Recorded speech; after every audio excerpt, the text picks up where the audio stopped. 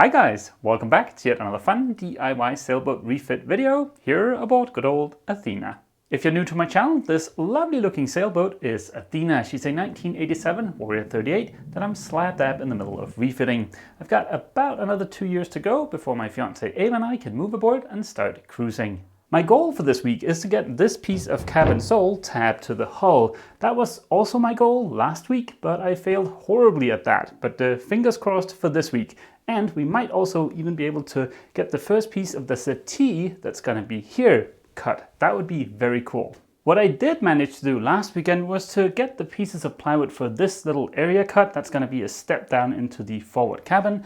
And since publishing the last video, I've gone ahead and tabbed all of that to the hull. That took way longer than expected, but at least it's done. And I've also primed the underside of the new piece of cabin sole. There is one crucial thing missing before I can go ahead and install the new cabin sole, and that is support up along the bulkhead, so right here, and also up against the main bulkhead. So if I step here right now, there is going to be some flexing, and well, we don't want that. The support on either end is going to be provided by some of this nice larch. So let's go ahead and figure out where to put this.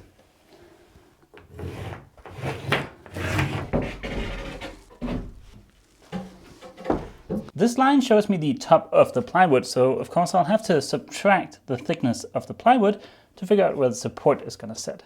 Let's go for 65 centimeters.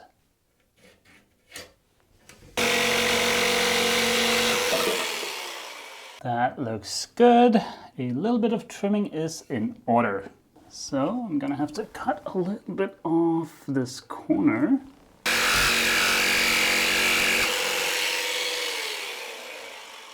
That looks pretty good. Now I just have to account for the tabbing here and over here.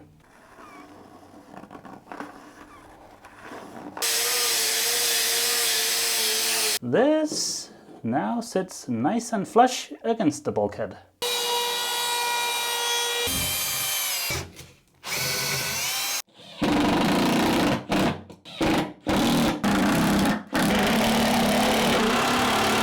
With just a dab of thickened epoxy, this should become indestructible.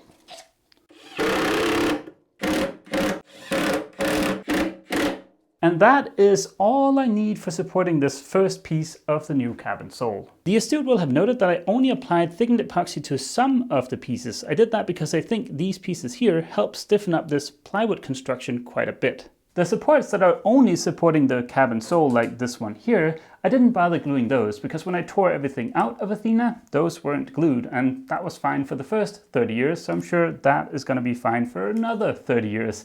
And also I am planning on glassing the cabin sole to the bulkhead so that water doesn't seep down the sides. So yeah, that's going to be crazy strong. I'm using just regular old stainless steel screws, but they are 3/16 or A4 as it's called over here. I'm of course going to have to wait until the epoxy is cured to apply the next coat of primer, so I'll do that off camera later tonight. It's been a very stinky couple of days. That primer really knows how to stink up a boat, but the good news is I'm done priming, so now we can move on to the top coat. This is Sigma Dur 520. It's a 2-component polyurethane. It uses the exact same hardener as the 550, which I've used on the outside of the hull. I believe the main difference between the 520 and the 550 is that this is a little bit less glossy, and I'm considering using this for the interior of the boat, so this is a little bit of a test to see how glossy it is. I'm really hoping the blue and the red up here is not an indication that this got horribly mangled when they mixed the color. What I'm expecting is a light gray, kind of like the color you see here. The mix ratio between the base and the hardener is 88:12. So I'm going to put a line at 8.8 centimeters and then one at 10. That will give me the correct ratio. Phew, this color looks at least somewhat like what I was expecting. It's not bright red or bright blue. And just a pinch of hardener. There we go. I'm going to be putting on a brain cell retention device, so I won't be yammering on for a little bit. That means we get to cue up a time lapse.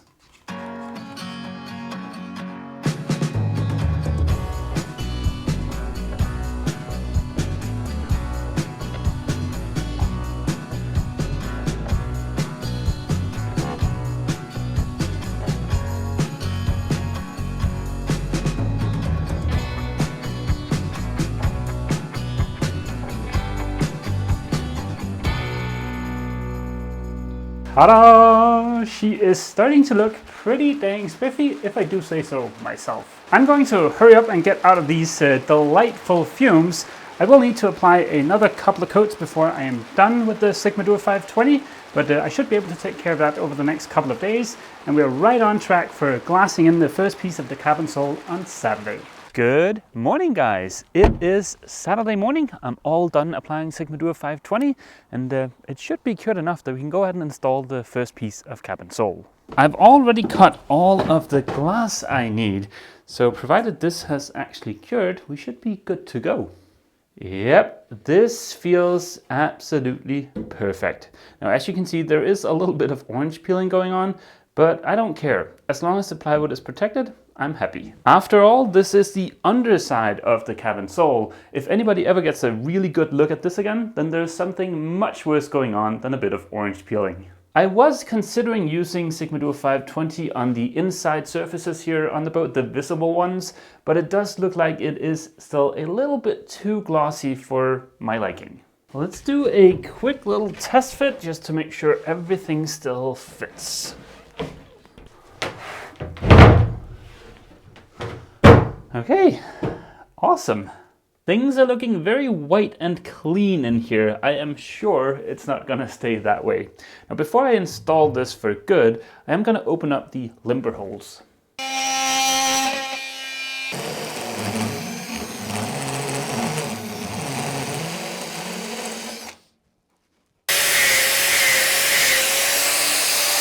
I've opened up all of the limber holes so that water can flow from these compartments into here and then from here into the bilge.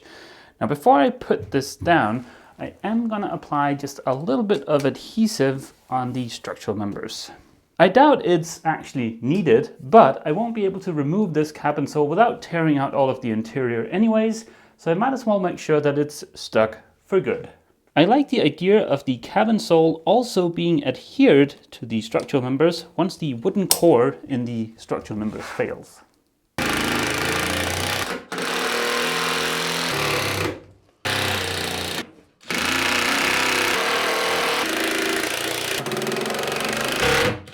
With this screwed and glued, there is just a small matter of tapping it to the hull, which is no doubt gonna take just about forever.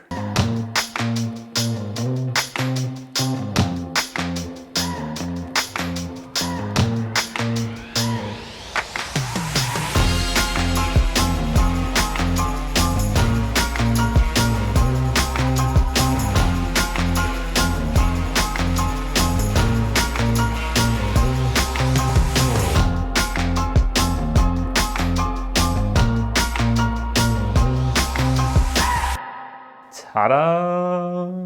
I don't know what it is about laying up glass, but it is incredibly tedious. I will say, working on a nice flat surface for once after months of working on the curved surface of the hull was a really nice change of pace. I'm gonna leave the new cabin sole alone until tomorrow when the tapping has had a chance to cure. After having uploaded videos to YouTube for over 5 years now, I've developed a little bit of a tingly spider sense. I can sometimes sense comments coming before they're actually there. And right now, my senses are tingling because someone is going to be asking, but how are you going to gain access to the storage underneath the cabin sole? And that is certainly a valid question. There's not a ton of storage down here, but there is some, and what's there is a lot better than, well, nothing. So I am going to be cutting some holes in the cabin sole. But I'm not going to do that until I'm done rebuilding the interior because, well, things are not completely set in stone. I might change my opinion, and it would kind of suck to have a big hole in the middle of somewhere where I want to put something else.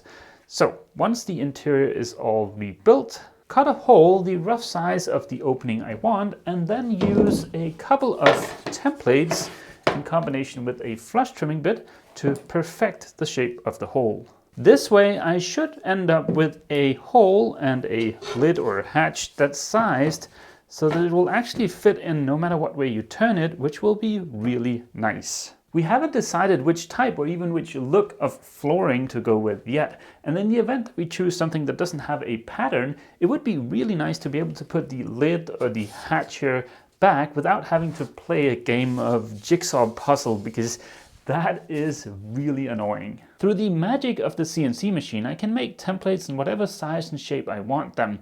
And that means there won't be a single one of these compartments you can't gain access to. That was not the case when I got Athena. Over the last couple of months, I've complained a little bit about the weather being pretty cold this summer and that makes laying up glass more difficult. Well, as luck would have it, today is actually nice and warm. And I would be foolish not to take advantage of that and take care of another one of the structural members.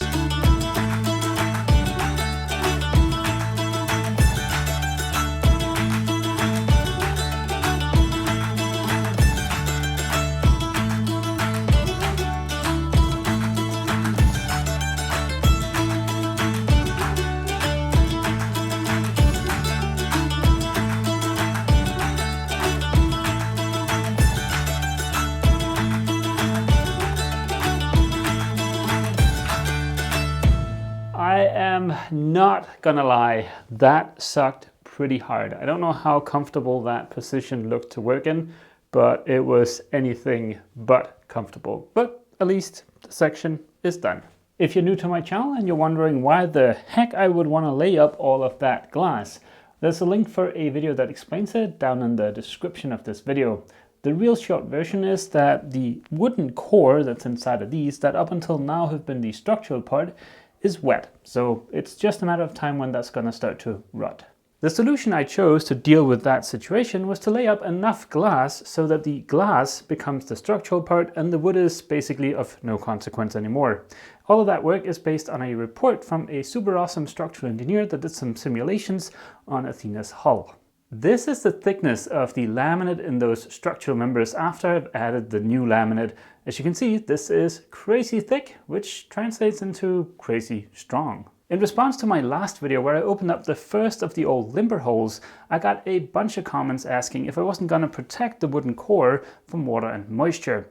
But the core that's in there is already in pretty bad shape. It's wet to the touch, and as I've just explained, the fiberglass is now the structural part in the structural members. The only good reason I can come up with to seal the inside of the limber holes is to prevent some kind of odor situation, but I doubt that is going to be an issue, so I'm not going to bother with sealing these up now. If it turns out that there is some kind of odor issue, maybe once Athena makes it to warmer waters, I could always use something like West Systems G-Flex epoxies. Those cure underwater, so the fact that the wood is moist doesn't matter. It will still cure on the surface of that, and that should seal in any odors. Based on the other wet, decaying plywood I've found here aboard Athena, like for instance right in here, I don't think there is going to be an odor issue. In fact, I am 99.9% sure of it. I'm going to call it a day and go for a little bit of a walk and see if I can't get my legs to feel normal again after being scrunched up here. And then tomorrow I think we're going to move this guy over on the new piece of cabin sole.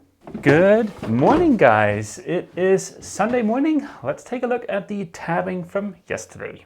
Yep, this feels perfect. And with all of the adhesive, the tapping and the screws, the new cabin sole feels rock solid.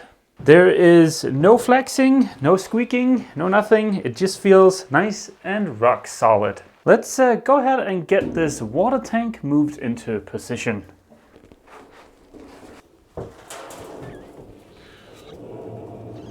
This is the first piece of the puzzle that is Athena's new layout, because I'm going to reuse this old water tank, and this kind of dictates the shape of the first bit of the settee that's going to go here. That is of course the settee that's right here on the drawing of the new layout, and the water tank is hiding right inside of here. For now I'm going to keep this here aboard the boat to help me figure out this first bit of the settee, but as soon as I've gotten that put in, which should be next week I guess, I'm going to send this off for passivation. That way hopefully it'll be good for another couple of decades. In general, the old layout here aboard Athena had a lot of sharp corners, and for the new layout I would like to avoid that. So this is no longer going to be two sharp corners, it's going to be a radius. And for that, I'm going to use some curved plywood. You may have noticed that I did not paint or prime this little piece of the cabin sole, and to be completely honest, I just forgot about it. But I'll take care of that over the next coming days, and then in next weekend's video, hopefully we can install the piece of plywood that's gonna go here. After a little bit of measuring and some experiments, I think I'm gonna make the settee 40 centimeters tall. That is what I've got here, plus the cushion, and that feels very comfortable. With a height of 40 centimeters, I should be able to fit 1 or even 2 hairs in between the top of this and the bottom of the settee. As you can see, I'm very close to the height of the old settee. The new one is going to be just a few millimeters higher. Okay, let's grab a couple of measurements here. I know the height is going to be 40 centimeters and the distance from the hull to the first bit of the curved plywood is going to be 146.5 centimeters. So that means I will need a piece of plywood that's 40 by 202.5 plus whatever the curve in the plywood takes up. Let's head up to the workshop and cut a piece of plywood. But before I do that, I would like to point out that I only need to do 1, 2, 3 more sections, and then I'm done laying up glass on the inside of the hull. I don't need all of this plywood, and transporting it in my tiny car would certainly be easier if it was a little bit smaller. I think I will need about this much, but if I just give myself a little bit extra in case I mess up, yeah, we can go ahead and remove this little bit.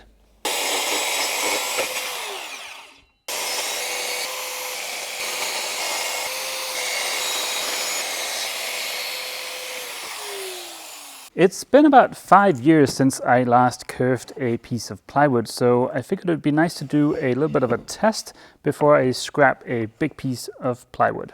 Really, there is not a lot to this. It is just a matter of figuring out the depth of cut and also the spacing between the cuts. I think this looks very promising. The nice thing about curving is that it leaves one side with this super pristine radius, nice and smooth. While driving back to Athena, I got to thinking maybe it would be cool to do 2 radiuses here and here instead of just one big one like this. So instead of this one big radius, it would be a smaller radius here and another smaller radius here. But first thing is first, I need to get rid of this bit of old tabbing.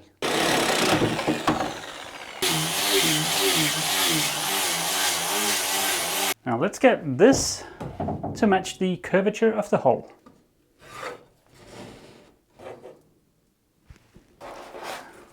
This is just a rough outline to get me reasonably close. I've got the plywood lined up exactly where I want it, so now I can go ahead and grab the exact curvature of the hull.